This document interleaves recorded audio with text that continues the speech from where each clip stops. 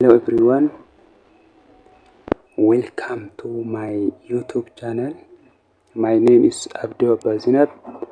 I am going to record my first video. This channel is only for educational services, especially history subject. So please subscribe, like, and also share. If you have a question or any suggestion, welcome. Comment so my first video starts from the last year second semester history final exam from Oromia for boarding and non-boarding schools. So it is very important, it is useful for you, especially at this time you are going to take your second semester history final exam, and this is very important video. So party lamatti qoonne ilaalla, short goone akka boqonnaa fudhattanitti deebitaniif subscribe godhaa, share godhaa, like godhaati waliin gahaati ilaala. Let us start. Choose the best answer from the given alternatives and write your choice of letter on the separate provided answer sheet. Question number 1. Which one of the following best explains why the United Nations organization was founded? Why? The reason. So it is the objective. A, to continue legacy of League of Nations? No. B, to maintain international peace and security? Yes, B is correct. C, to protect interest of members of Security Council? Not only for the interest of the Security Councils. United Nations have 50 members. Security Council have 50 members. 5 of them are permanent and 10 are non-permanent. This to help the development of African countries. This is also not correct. So the answer is B. Question number 2. Which of the following was the main difference between USA and the USSR during the Cold War? The difference between America and Russia during the Cold War. So it was A, ideology. A is correct. B, religion. No. C, issues of formation of United Nations organization. No. D, issues of First World War. The answer is A, ideological difference. USA was capitalist and Russia was communist. Question number 3. Which one of the following was not, you have to understand such questions, not among the most important strategies or features of Cold War? A, arms race. Yes, this is one of the strategies of Cold War. B, espionage. Yes. C, proxy war. Yes. D, improved relation of USA and the Soviet. D is not the correct one. So arms race is competition on the producing of most stronger country on short, such as atomic bomb, ballistic missile. Espionage, when we say, it is about gathering information through intelligence and also through agents. Proxy war, when you say, participating in the war on the side of their allies or on the side of the countries that follow their ideology. Question number 4. Which one is correctly matched regarding American president's policy on Vietnam? Why Vietnam? Let's say Americans have participated, so which is correctly matched? A, John F. Kennedy, Rolling Thunder. A is not correct. Why? Because Rolling Thunder bombarding the South Vietnam was by Johnson. B, Johnson is strategic hamlet, so it is also not correct. Why? Because strategic hamlet or safe village kan jedhamu.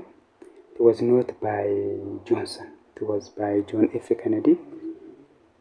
C. Vietnamization of the war.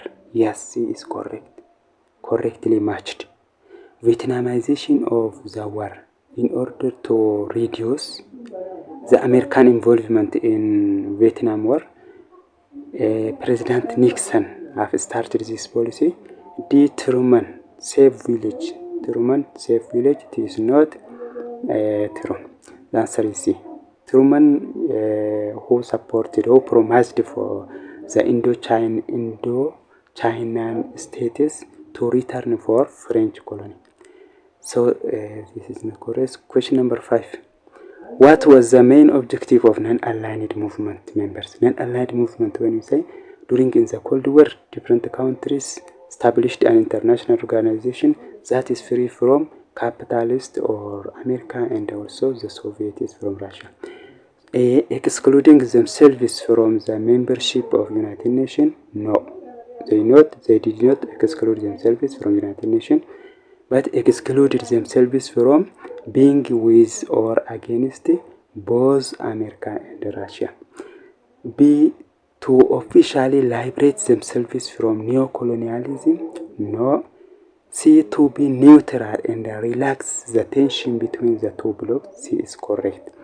To be neutral, they are in peaceful intervention in the world politics. So they are to be neutral from being with or against both the two superpowers and also relax from the tension. This to achieve their aim of becoming superpower? No. The answer is C. Question number 6. How did Emperor Haile Selassie avoid the impact of British domination on Ethiopia in the immediate to the post-liberation? In 1941, when Emperor Haile Selassie restored the Gutamo, British domination was immediately started. Why? Because restoration of Emperor Haile Selassie Gesarkam. So, how he avoid Akamitin domination can overtake so avoid collaborate. B. Through military engagement? A. Through military engagement? No. B. Signing agreements of 1942 and 1944? Yes, B is true. Through agreements, signing the first Anglo-Ethiopian agreement in 1942 that have recognized Ethiopian independence but have put a different restriction on the sovereignty of the country, and also the second agreement was signed in 1944. So B is correct answer. C says by signing agreement of point 4. No, point 4 was about with American support for Ethiopia, especially through education, agriculture, and also military. D. By receiving military support from USA? No. Question number 7. What among the causes for the downfall of Haile Selassie regime, which one was the first serious act along the road to revolution? Which one was the first serious act? Serious contest. A. The teachers' opposition against educational sector review. B. The unemployed youth revolt in the capital city. C. Mutiny or the rebuild of the Nigerian army. D. The students' movement. So the most serious act was from C, from the mutiny of the Nigerian army, the rebellion or the revolt of the Nigerian army. Question number 8. All are the major regional economic communities of Africa except Tokomale Hundino regional economic communities that are established by Africans in Africa in order to overcome the economic problems. A. ECOWAS. B. SADC. C. IGAD. D. WHO or World Health Organization. So the ABC are regional economic communities of Africa. So D is not one of the regional economic communities of Africa. Question number 9. Which one of the following was among the principal factors that adversely affected African development in 1980s and the 1990s that adversely affected African economic development. Come a scarcity of natural resource is forced. Africans are rich in different natural resources such as mineral, rivers, and so on. The continuation of the colonial rule. No, colonial rule was ended during the 1960s from many African countries. C, drought and international debt. C is correct answer. C is correct answer. C is correct answer. C says C is correct answer. Drought and international debt are the two principal factors that affect African development. Is the involvement of Africa in the Cold War? No.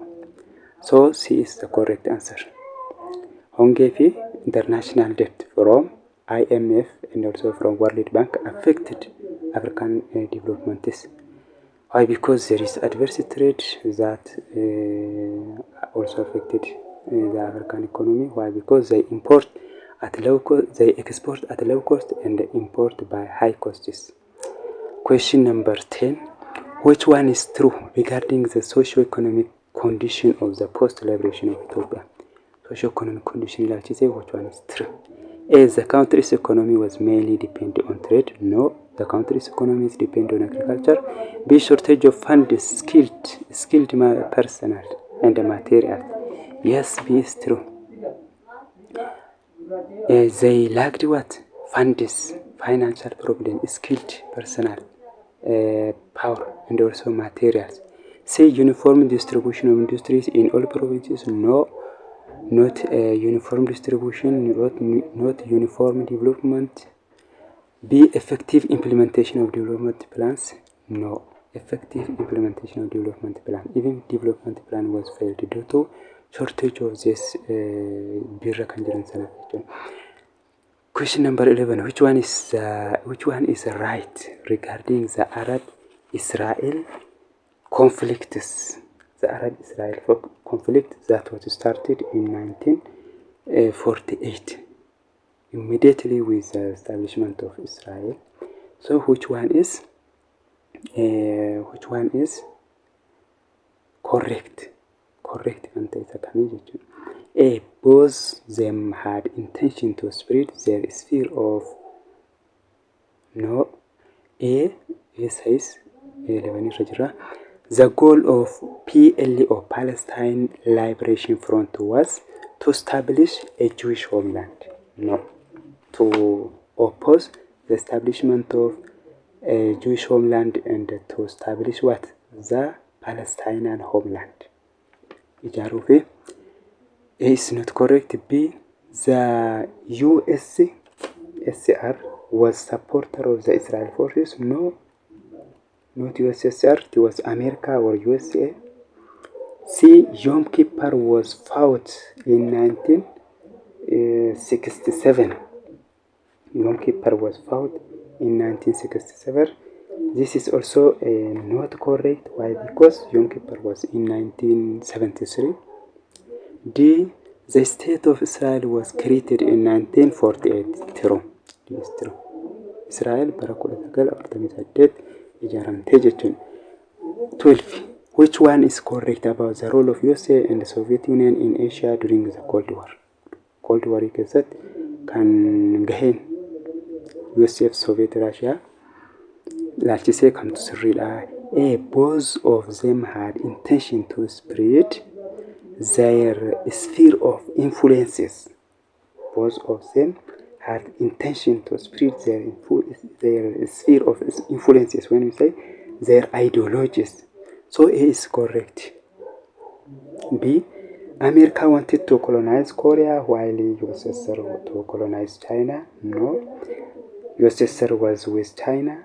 America was also with Korea and also southern Vietnam. With also the Vietnam others.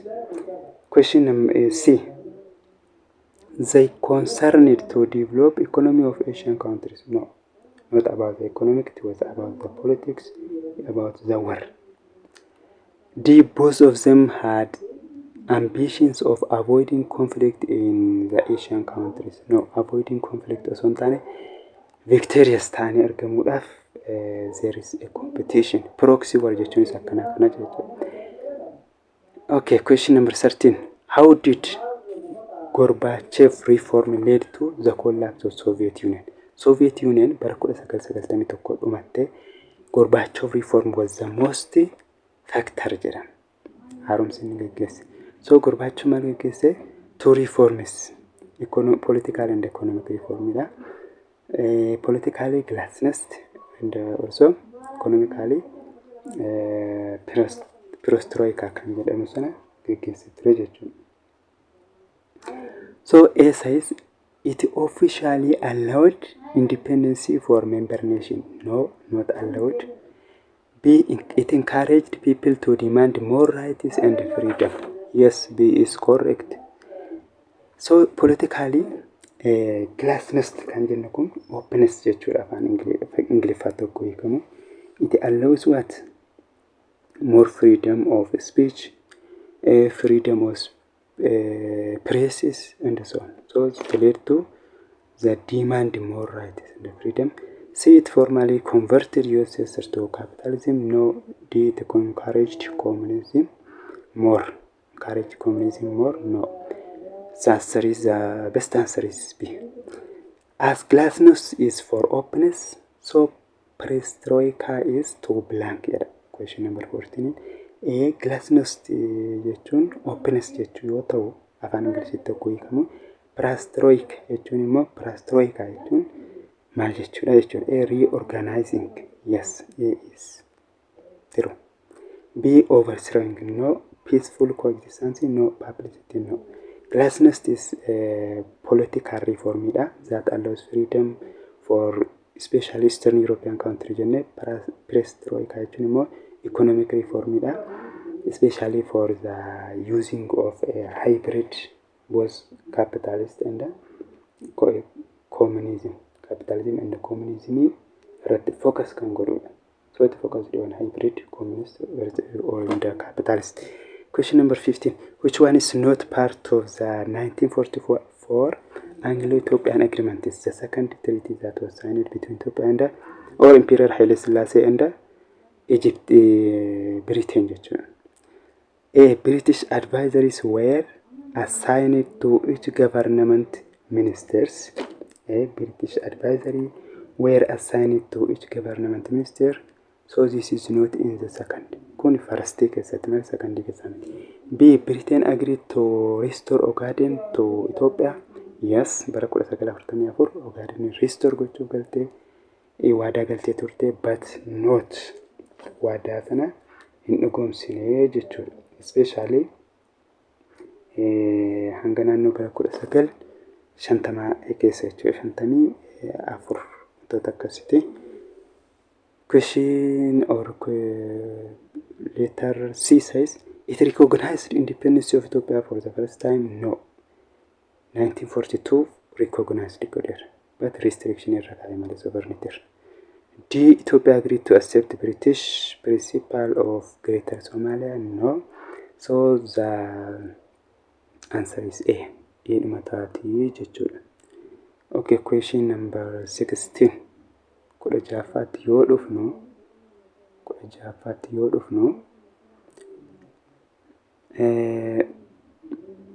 question number 16 itti yoo dhufnu okay. What factor necessitated the promulgation of the revised constitution of the 1955? What factor necessitated, or what was the factors for the new constitution, for the promulgation or proclamation of the revised constitution of 1955? So this is the second written constitution. Why? Because the first is in 1931. A, relation of Ethiopia with Britain. No. B, federation of Eritrea with Ethiopia. Yes, one factor. C, C. To include democratic principle in the constitution. No, it was not about a democratic constitution. It was only focused on the centralization of emperor. Strength is effective centralization. This is to solve issues of Ethio-Somali border. No, the answer is B. So 1955 in constitution sababa gurguddoo lamaaf sadi fa'iif kan barraa'edha. The first one is to attract the loyalty of educated Ethiopians. Why? Because many educated Ethiopians have opposed him. The second one is about the Federation of Ethiopia. Answer B kan jiru sana jechuudha. Why? Because it was a modern administration form. Question number 17. One of the following describes the land tenure system of imperial period. One of the following describes the land tenure system of the imperial periods. A. Its distribution was based on the size of family. B. Fair distribution of land to the tillers. C. It spread landlessness mainly in the southern part of Ethiopia. D. Absence of privatization of land. So the answer is only which can C. Distribution was based on the size of family. No. Land tenure system was through guilt or rested. Fair distribution of land to the tiller. It was not during the imperial period. Land was not distributed among the peasants at that period. The absence of privatization of land is no considered. Why? Because through color system there is also private land ownership was expanded. Question number 18. Which one was the earliest revolt of Emperor Haile Selassie faced soon after his return from exile? Baqarraa yookaan Britishirti baqatee erga deebi'ee booda the first serious opposition kan taate sheekami jedha. A. Wayyaanee peasant revolts. Wayyaaneen 1943 it was led by Bilaataa Hayilemaariyaam. B. Baalee peasant revolt. Baalee peasant revolt was from 1963 to 17. C. Gojjam peasant revolt. Gojjam immoo especially in 1968. D. Student movement is in 1960 keessa. So the earliest kan ta'e A jechuudha. 19. What was the main cause for the failure of the 1960 COP in Ethiopia? COP fonqolcha bara 1960 keessa raawwatameef the main cause for failure kan ta'e A. Lack of support from the policy force. B. Involvement of church leaders in the COP. No. C. Lack of support from the army. C is the best answer. D. Lack of interest among the COP makers. No. A and C are somewhat similarly, but they are different. Policy army, when we say the policy force, which maintains the peace and or the law in a specified territories or areas. When we say the army, they are responsible, especially primarily they worked with the national defenses. So the most important power is in their hands. Question number 20. Who was appointed as head of state by 1960 COP makers in Ethiopia? Head of state kan ta'e. Head of state and prime minister jedhamanii muudamanii turan. A. Garmaamee Nuwaawee. No. B. Mangistuu Nuwaawee. No. Those F bira kan jiran, they are the organizers of this COP or the COP date. C. Ras Imiru was also not the head of state, he was the prime minister. D. Asfawasan Haile Selassie, yes. Asfawasan was appointed as head of states. Question number 21. What was the famous slogan of Ethiopian students in 1960s and 70s? Famous slogan in isa motto no kamo slogan in jira maltore slogan dadanno. A. Ethiopia Tikadam. No, Ethiopia Tikadam was for dark. B. Land to the tiller. Yes, land to the tiller was students' slogan. C. Education for all. Education for all was especially during the federal government. D says education for peasants. C and D was especially supported during the Dergi period. For example, literacy campaign education for all, especially in rural areas by the Dergi government. So best slogan for students is B. 22. Of the following whose this was transformative event that pushed more radical students activists toward this revolution. Transformative event radical activist or revolution toward this revolution. Oromia xiqqaa garaa irraati gara warraaqsa guddaatti kan ce'ise kamii which action? A. Xilahun Giza. Yes, answer is A. Xilahun Giza, the student's president who was killed in 1969. B. Walalen Mokonnen. C. Baro Tumsa. D. Haile Fida. No. The answer is the best answer is A. He was the student's president. Question number 23. Which one of the following was the immediate cause for the fall of the Emperor Haile Selassie? The immediate causes. Immediate cause when you say cause committee battalumatti also long yeroo dheeraan fudhanne gabaabumatti godhe. A. Peasant revolts in different parts of the country. No. Peasant revolts bara 1960 keessas ni jira ture. B. The attempted coup d'etat of 1960. This is also not the immediate. C. The students' movement that began in 1960s and continued in 1970s. No, it is also the continued revolts, but not the immediate. D is the popular revolution of 1974. So, warraaqsa bara 1974 is best answer. Why? Because during 1974, there was what? Students revolution.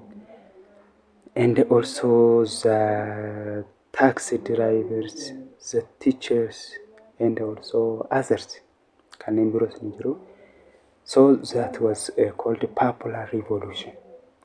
Students and the teachers against the educational reform. Taxi driver against the rise of the price of petrol. The soldiers for their salary and so on. So question 24 ilalla.